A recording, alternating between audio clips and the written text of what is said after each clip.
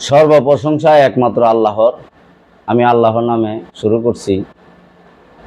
আপনাদের মাঝে আমি সৃষ্টির শ্রেষ্ঠ মানুষ এই বিষয় নিয়ে আমি কথা বলবো। আসলে 18,000 মাখলুকাতের ভিতরে মানুষ শ্রেষ্ঠত্ব অর্জন কিভাবে করে?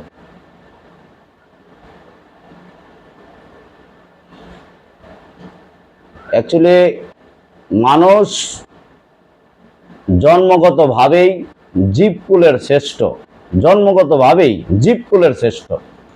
তাই সমস্ত জীবের প্রতি, জীবের উপর সে আধিপত্য করতে পারে, এটা জীবকুলের শ্রেষ্ঠ।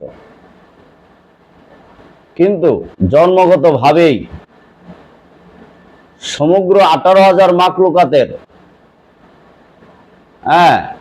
18,000 যে মাখলুকাত আছে, এই সমস্ত মাখলুকাতের সৃষ্টির শ্রেষ্ঠ হয় নাই।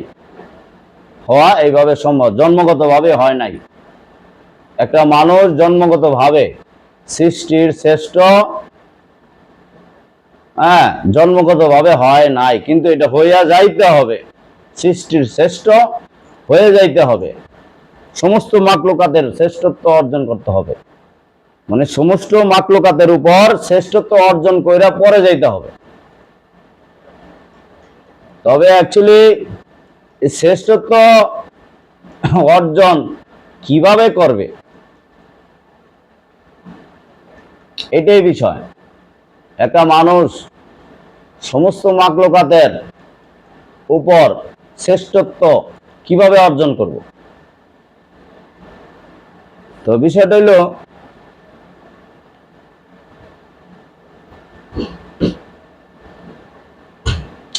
এখানে রূপের কিছু ভেদ আছে। যে আপনার রূপটা দেখেন তো একটু খেয়াল করে, আপনার মতো অন্য কেউ আছে কিনা?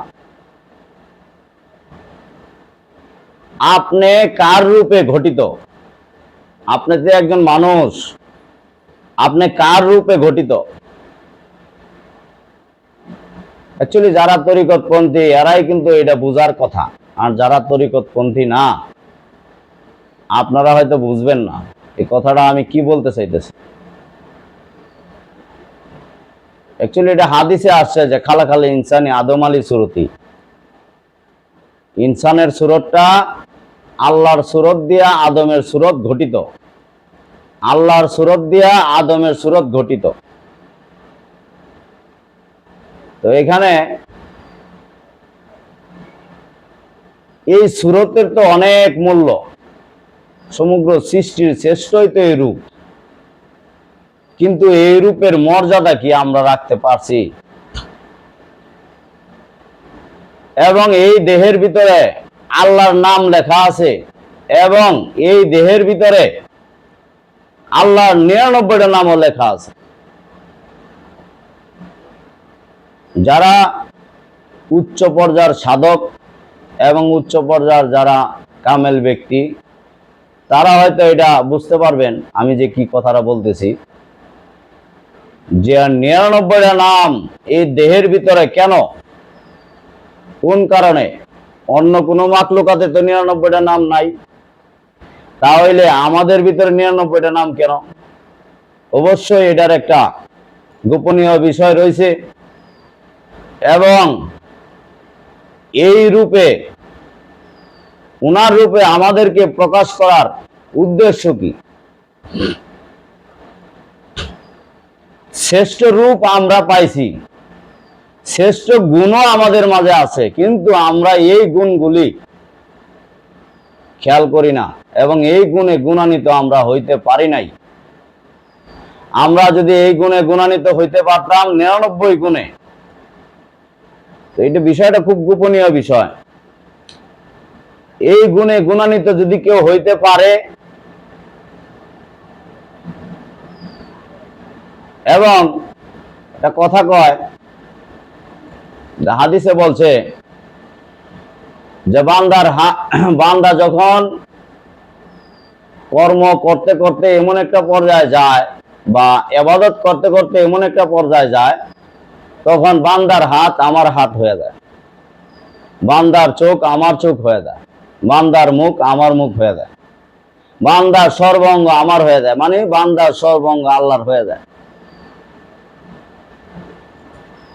তো এই কারণে তো নবুয়ার যুগে এখানে বলছে যারা রাসূলকে ভালোবাসে তারা আমাকেই ভালোবাসে, আর যারা রাসূলের বিরুদ্ধে যায় তারা স্বয়ং আল্লাহরই বিরুদ্ধে যায়। তো এখানে কিছু আল্লাহ কিছু একটা ইঙ্গিত দিচ্ছে না?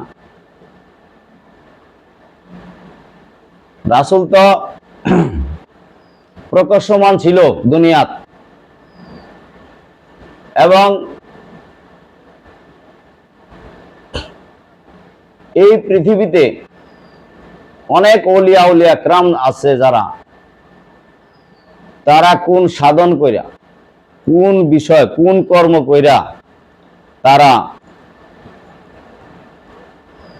এত কামেলাত্ব অর্জন করে গেছে এবং আল্লাহর প্রকাশ তারা ঘটাইছে।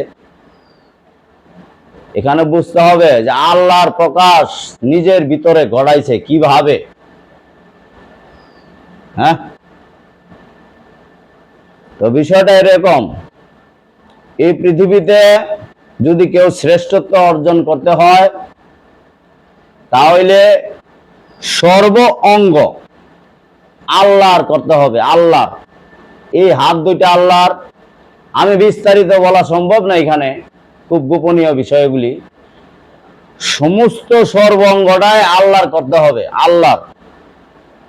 যে কেমন এই হাত দুইটা আল্লাহর, মুখ আল্লাহর, চোখ আল্লাহর, হ্যাঁ, সর্ব অঙ্গে যা কিছু আছে সব কিছু আল্লাহর করতে হবে, আল্লাহর। যখনই একটা মানুষ আল্লাহর করতে পারবে তখনই সমগ্র মাখলুকাতের শ্রেষ্ঠ হবে, সৃষ্টির শ্রেষ্ঠ হওয়া সম্ভব। আর সর্বাঙ্গ যখন আল্লাহর করতে পারছে নবী রাসূলরা, তখনই কিন্তু আল্লাহ এখানে বলছে সূরা ফাতিহা 10 নম্বর আয়াতে বলছে যারা আপনার কাছে বায়াত গ্রহণ করেছে তারা আল্লাহর কাছেই করছে, অতএব আল্লাহর হাত তাদের হাতের উপর রয়েছে। বাস্তবে তো হযরত মুহাম্মদ সাল্লাল্লাহু আলাইহি ওয়াসাল্লামের হাত তাদের হাতের উপরে ছিল, কিন্তু আল্লাহ নিজে কইতাছে আল্লাহর হাত ছিল। এবং আল্লাহ বলতেছে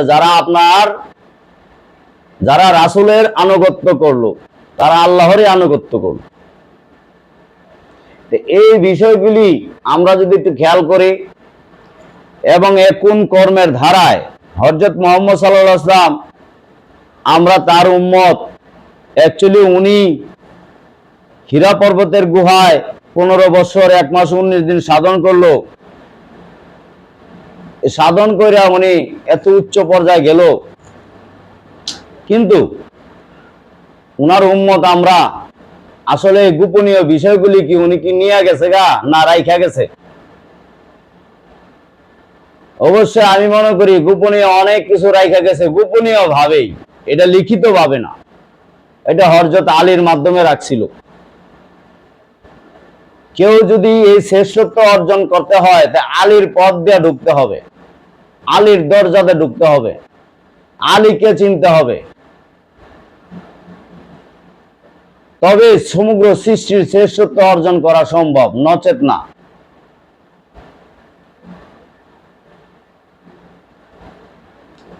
কারণ হযরত মুহাম্মদ সাল্লাল্লাহু আলাইহি ওয়াসাল্লাম বলছিল যে আমি জ্ঞানের শহর, সেই শহরের দরজা হইল হযরত আলী। তা আপনি জ্ঞানের দরজায় যদি না পান, যে রাস্তা আপনি যেখান থেকে ঢুকবেন, এই আলীকে যদি না পান, তাহলে ওই জ্ঞানকে আপনি অর্জন করা কখনোই সম্ভব না। যে জ্ঞান দিয়ে আপনি যে জ্ঞানের সাহায্যে আপনি আপনার মাঝে আল্লাহর প্রকাশ ঘটাইবেন, আপনার মাঝে আল্লাহর প্রকাশ ঘটাইবেন, কখনোই সম্ভব না। তাহলে সৃষ্টির শ্রেষ্ঠ হইতে হইলে অবশ্যই আমাদের এই সাধনগুলি খুঁজা বাইর করতে হবে, আল্লাহর রঙে রঙ্গিত হইতে হবে, আল্লাহর গুণে গুণান্বিত হইতে হবে। এখানে কোরআনেও কিছু কথা বলছে সৃষ্টির শ্রেষ্ঠ বিষয়ে। কোরআনে অনেকটি আয়াতে বলছে, আমি একটা আয়াত বলতেছি, সূরা মুলক আয়াত নম্বর 2। এখানে আল্লাহ বলছে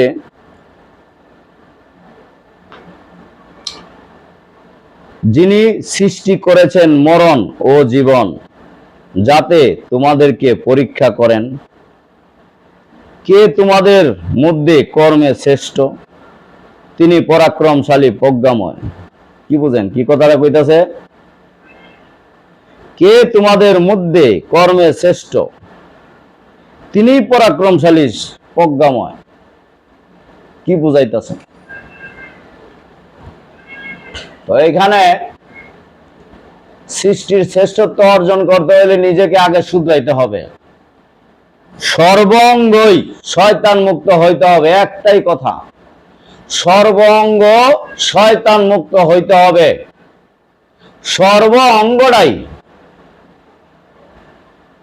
মাথা থেকে পা পর্যন্ত আল্লাহর হইতে হবে, তবেই গিয়া সমগ্র সৃষ্টির শ্রেষ্ঠ হওয়া সম্ভব। কিন্তু মাথার থেকে পা পর্যন্ত আপনি আল্লাহর কিভাবে করবেন, এখানে বোঝার বিষয়। এখানে বোঝার বিষয়, সর্ব অঙ্গ জুড়েই আপনাকে শয়তানে গ্রাস করে রাখছে। শয়তানের শক্তি, রিপুর শক্তি, খারাপ যে শক্তিগুলি আছে সেগুলি সব আপনাকে গ্রাস করে ফেলছে। আপনি এখান থেকে কিভাবে ছুটবেন, এখানে সাধনার বিষয় আছে। এই সাধনগুলো যদি আপনারা গোপনে করতে পারেন, অবশ্যই মুক্ত হবেন। আপনাদের পীরের কাছ থেকে অবশ্যই শ্রেষ্ঠত্ব বিষয় বুঝবেন। আল্লাহ এবং আল্লাহর প্রতি প্রথমে ঈমান আনতে হবে, আল্লাহ এবং আল্লাহর রাসূলের প্রতি। ঈমানের পরেই গিয়ে আপনার সর্ব অঙ্গকে কিভাবে আপনি আল্লাহর উপর সমর্পণ করবেন এবং নিজেকে কিভাবে আপনি শুধরাইবেন, নিজের জীবনটাকে আল্লাহর জন্য কিভাবে আপনি প্রস্তুত করবেন, এটা আগে বুঝতে হবে। পীরের কাছ থেকে সম্পূর্ণভাবে এই গোপন বিষয়টা নিতে হবে, তাহলে সৃষ্টি শ্রেষ্ঠ হওয়া সম্ভব, আর নয়তো সম্ভব না। এই কথা বলে আজকে আমি বিদায় নিলাম। আল্লাহ হাফেজ।